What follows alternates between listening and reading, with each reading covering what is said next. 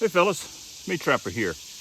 I'm back with another edition of stupid ass game laws. Now on this particular video, I'm not going to talk about one specific law. I'm going to give an overview of what a complete and total train wreck, what a complete and total mishmash of laws and regulations we have across the different states. And I want to compare and contrast that to criminal laws, which are very uniform across the 50 states. For instance, murder is illegal in every state.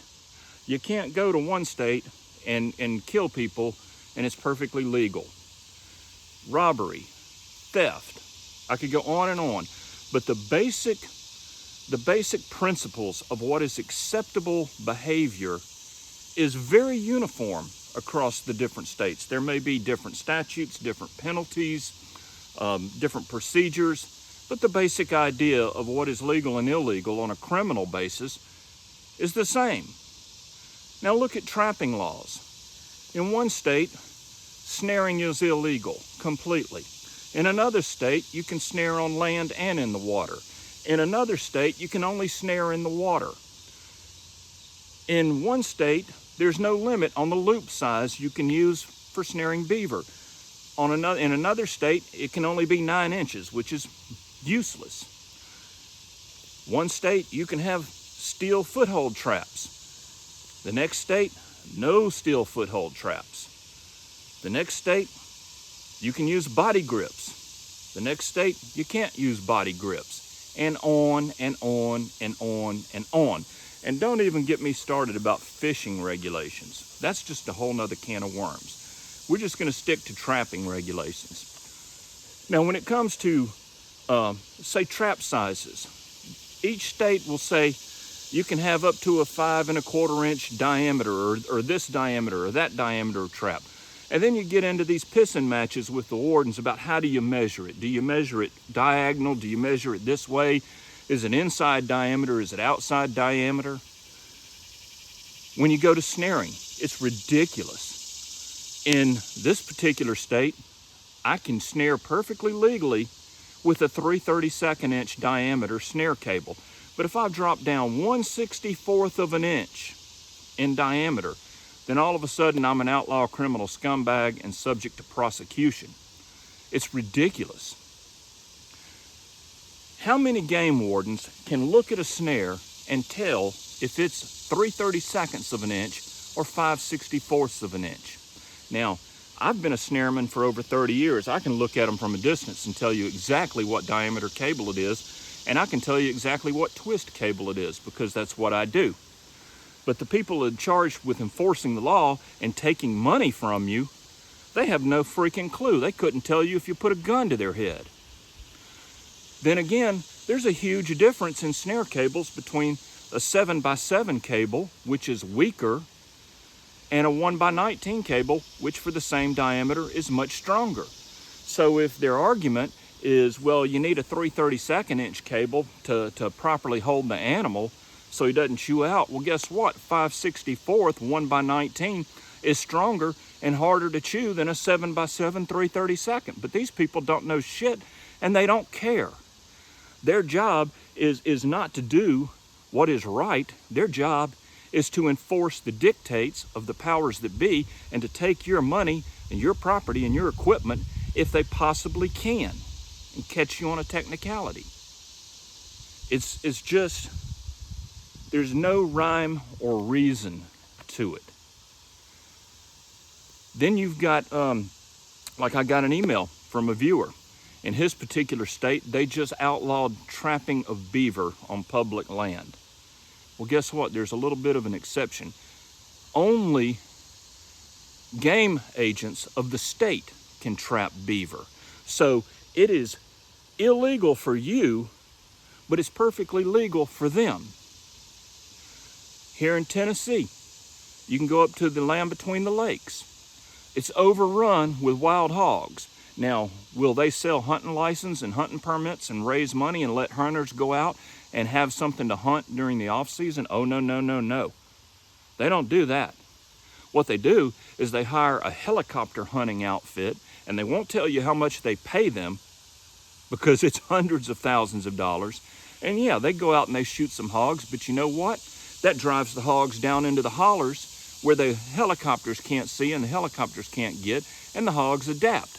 It's pointless. You know, and they won't tell you how much they pay for this service, or who they're paying, or who that person that owns the company is related to in the state government.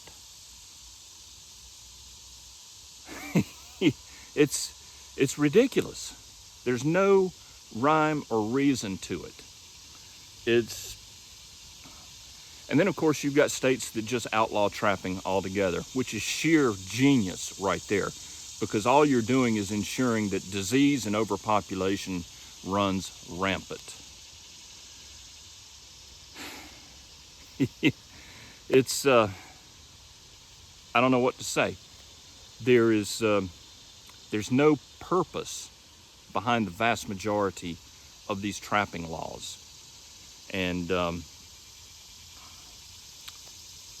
half the time the wardens have no idea what the regulations are, what the laws are, much less why a particular regulation was written a certain way. You know, there are good regulations out there that protect animal populations. You know, make sure that you're not doing anything stupid. I mean, I don't have any problem with not being able to set bear traps with teeth, you know, on public ground. That's common sense.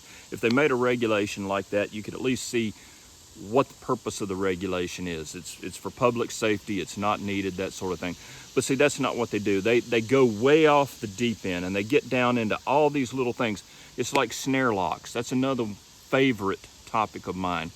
You have these states that will dictate that you have to use that you have to use a relaxing lock, a non-locking lock.